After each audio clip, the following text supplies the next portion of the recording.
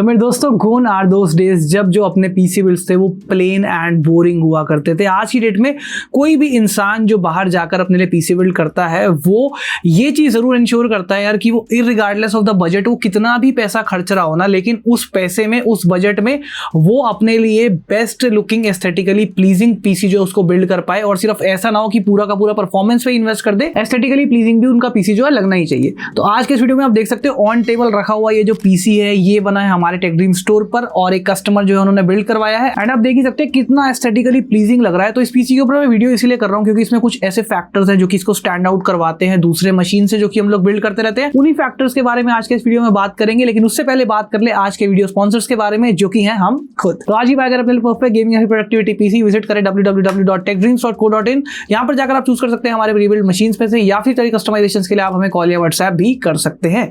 Links in the description.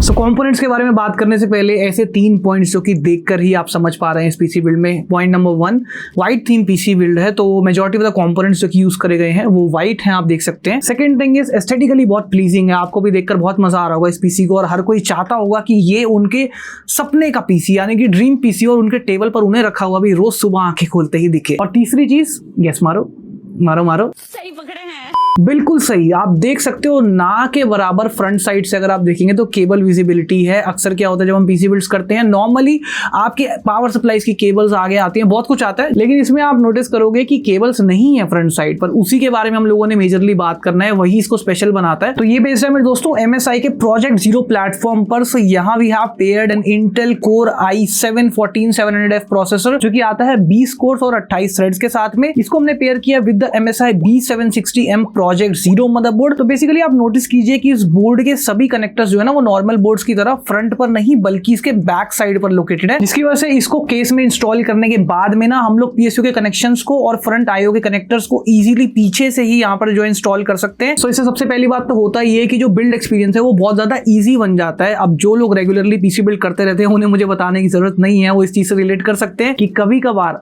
Front side पर connectors को लगाते हुए ना कभी ऐसे टाइट स्पॉट्स फंस जाते हैं ना जहां पर मतलब जान निकल जाती है केबल को कनेक्ट करने में। तो पहला तो ये उस इशू को जो है रिजॉल्व करता है, उस प्रॉब्लम को ये एलिमिनेट करता है। सेकेंडली इससे आपका जो पीसी बिल्ड का ओवरऑल लुक है वो थोड़ा सा और ज्यादा नीट एंड क्लीन जो है वो देखने में लगता है। तो एंड रिजल्ट में ये जो मदरबोर्ड है प्रोसेसर को इजीली हैंडल कर लेगा और साथ ही साथ में इन स्पेशल फीचर्स की वजह से आपके बिल्ड को और ज्यादा एस्थेटिकली प्लीजिंग भी बना देगा। सो गाइस एक चीज आपको और बता दूं कि ये जो मदरबोर्ड है ना अपने प्रोजेक्ट जीरो बेस प्लेटफॉर्म वाले, ये दोनों ही प्लेटफॉर्म्स के लिए अवेलेबल है। मतलब कि अभी फिलहाल तो हम इंटेल बेस्ड पीसी बना रहे हैं तो we are using an Intel based motherboard, but आप अगर एक AMD बेस्ड पीसी बिल्ड बना रहे हैं तो उस केस में आप एक AMD platform based project zero motherboard भी चूज कर सकते हैं। सो किंगस्टन फ्यूरी 16 GB के 2 मॉड्यूल 5200 मेगाहर्ट्ज वाले हम लोगों ने यूज किए क्योंकि this is the only component जो कस्टमर के पास में ऑलरेडी था। वैसे अगर इस बिल्ड के साथ में ना T-Force की डेल्टा RGB व्हाइट मेमोरी लग जाती ना तो बस लुक एकदम कंप्लीट हो जाता अपने व्हाइट थीम पीसी बिल्ड का।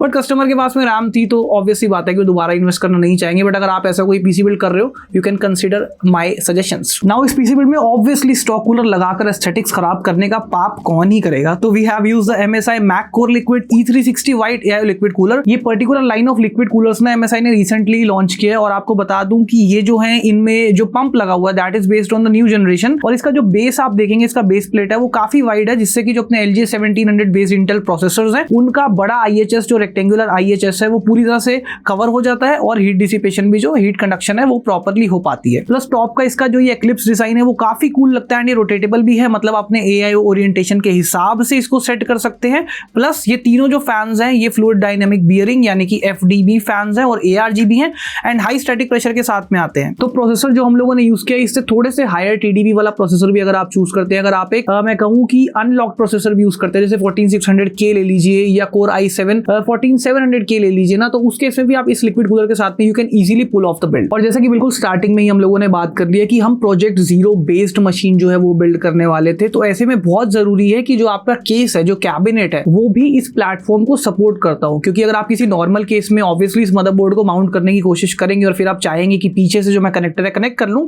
तो नहीं होगा, क्योंकि पीछे कटआउट्स आपको मिलेंगे ही नहीं उस चीज के लिए। तो इसीलिए कैबिनेट भी ऐसा होना चाहिए जो कि इस प्लेटफॉर्म को सपोर्ट करे। तो तभी we are using the MSI Mag Pano M100R PZ white case which looks gorgeous and supports the Project Zero platform। तो बेसिकली इस केस के अगर आप बैक साइड पर नजर डालेंगे, आपको स्पेशल कटआउट्स दिखेंगे ताकि पीछे से ही आप जो प्रोजेक्ट जीरो सपोर्टिंग मदरबोर्ड्स हैं उनमें अपने पावर सप्लाई की केबल्स को कनेक्ट कर सके और आपको कोई दिक्कत ना आए। पावर सप्लाई की केबल कनेक्ट करनी हो, अपने केस के IO की केबल्स कनेक्ट करनी हो, फैन कनेक्टर, सब कुछ आपको पीछे की साइड पर ही मिल जाएगा। एक और चीज आपको क्लियर कर दूं कि ये कैबिनेट जो है ये नॉर्मल M-ATX मदरबोर्ड्स को भी सपोर्ट करता है। यानी कि अगर आप एक प्रोजेक्ट जीरो बेस्ड प्लेटफॉर्म पर बिल्ड नहीं करना चाहते, आप चाहते हैं कि यार मेरे को केस तो ये पसंद है लेकिन मेरे को मदरबोर्ड नॉर्मल ही फिट करना है, तो आप नॉर्मल M-ATX मदरबोर्ड प्लेटफॉर्म के साथ में भी पीसी बिल्ड को इस कैबिनेट में इजीली कर सकते हैं। वैसे आप देखेंगे कि इस तरह का पैनोरामिक डिजाइन ना आपको ड्यूअल चैम्बर केसेस में ही दिया जाता है, बट ये कॉम्पैक्ट साइड पर रहकर उतनी बल्की ना होकर भी ड्यूअल चैम्बर ना होते हुए भी ना आपको वैसा ही लुक एंड फील देती है। तो डिजाइन में तो भाई 10 on 10 में MSI को इसके लिए कहना चाहूंगा। Plus out of the box आपको 4 ARGB फैंस मिल जाते हैं। अब इन फैंस में भी एक स्पेशलिटी है, I will tell you how. ये जो फ्रंट वाले फैंस आप देख रहे हो ना,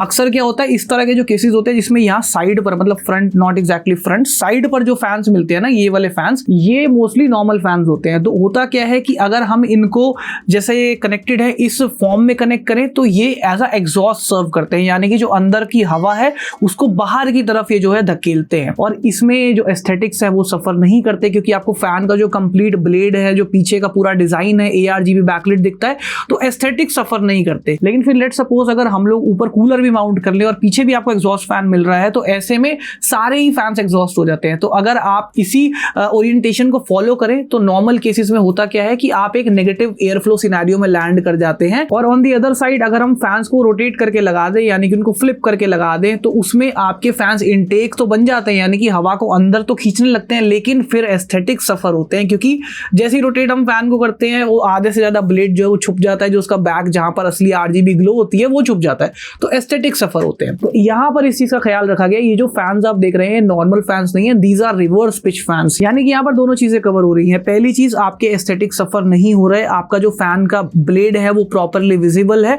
पूरा बैकलाइट ब्लेड जो विजिबल है। सेकंड चीज, ये एक्चुअली में इनटेक कर रहे हैं, ये एग्जॉस्ट नहीं कर रहे हैं, क्योंकि इनका जो ब्लेड है दैट इज रिवर्स, उसको उल्टा कर दिया गया।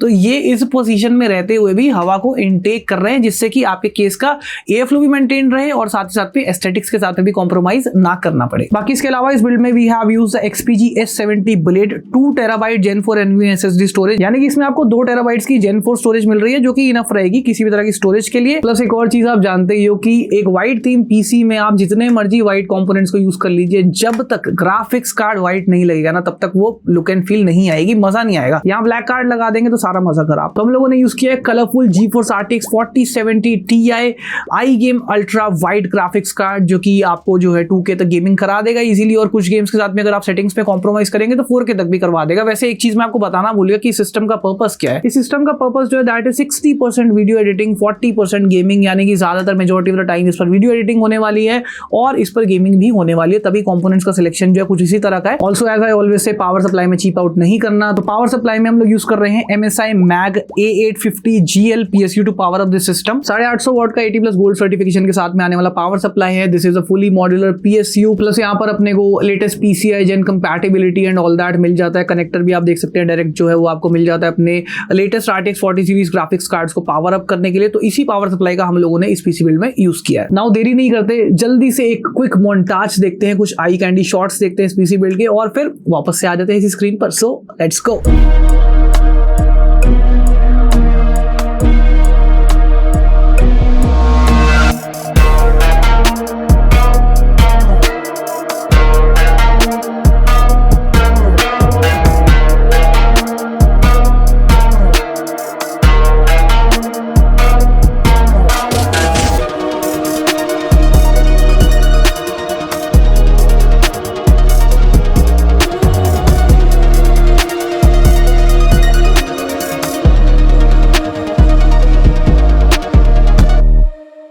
तो शॉर्ट्स तो आपने देख लिया, आई एम प्रीटी श्योर आपको मजेदार लगा होगा। अगर लगा है तो देखो कमेंट जरूर करना है, let's support the algorithm, pause the video and drop a comment, आपको बिल्ड कैसा लग रहा है और जो जो इंप्रूवमेंट्स हो सकते थे आपकी नजरों में वो भी मुझे आकर बताना, ठीक है। तो coming over to the price of this PC build, तो देखिए इसमें कुछ अलग फीचर्स हैं जिसकी वजह से ऑब्वियसली कॉस्टिंग जो बढ़ जाती है। जैसे कि एक तो प्रॉपर पूरा व्हाइट थीम है, आपको पता है कि as compare to normal black PCs आप अगर व्हाइट थीम में जाएंगे every component has to be white, तो थोड़ा सा प्राइसिंग ऊपर चला जाता है। प्लस कॉम्पैक्ट फॉर्म फैक्टर है, इसमें आप देख सकते हैं M80X टाइप ऑफ बिल्ड हम इसको कह सकते हैं, और साथ ही साथ में this is also based on a project zero platform, तो केबल्स जो है वो बिल्कुल विजिबल नहीं है, बिल्कुल ना के बराबर मिनिमल केबल्स जो है वो अपने को दिख रही हैं। सो इसकी प्राइसिंग की बात कर लें, नाउ 1,85,000 रुपीज से लेकर 1,95,000 रुपीज के बीच में depending on the current pricing and availability इसका प्राइस रहने वाला है। And as I always say current pricing को जानने के लिए आप जो है मेरी टीम के साथ में टच में आ सकते हैं। आपको डिस्क्रिप्शन बॉक्स में कॉन्टैक्ट नंबर्स मिलेंगे, वेबसाइट पर जाकर आपको कॉन्टैक्ट नंबर्स मिलेंगे, you can get in touch with us, हम लोग आपके लिए बिल्ड कर सकते हैं एंड देन टेस्ट करके आपके घर पर आपके डोर स्टेप पर इसको शिप कर सकते हैं ऑल ओवर इंडिया। तो ये था दोस्तों आज का aesthetically pleasing white theme PC build. आपको कैसा लगा पीसी बिल्ड मुझे कमेंट सेक्शन में आकर जरूर बताइएगा। अगर पसंद आए don't forget to hit the like button और साथ ही साथ में चैनल को सब्सक्राइब करें, वीडियो को साथ शेयर करें एंड बेल आइकन को भी दबाएं ताकि आपको मेरी वीडियो का नोटिफिकेशन सबसे पहले मिल जाए। तो मिलते हैं दोस्तों अगली वीडियो में, टिल देन चीयर्स।